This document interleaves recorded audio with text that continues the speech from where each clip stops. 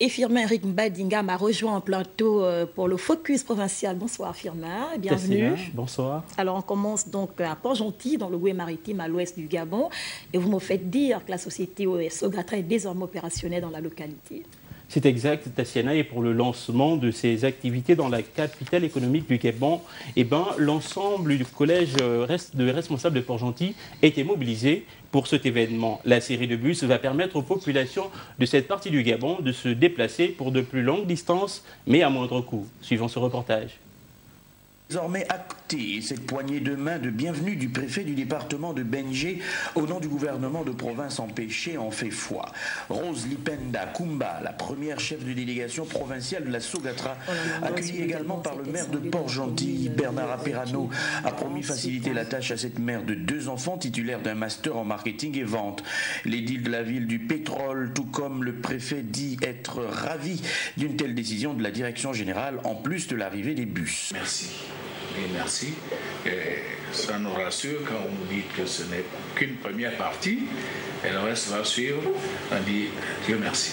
C'est une première expérience, on y va, nous accordons cette subvention. C'est pour aider nos populations à amoindrir le coût du transport. La première patronne de la Sogatra dans l'Ogoué maritime est une jeune femme dynamique, vite remarquée par ses chefs alors qu'elle ne totalise qu'un peu moins d'1 an de présence en entreprise. Aux âmes bien nées, la compétence ne dépend pas de l'âge, estime la direction générale.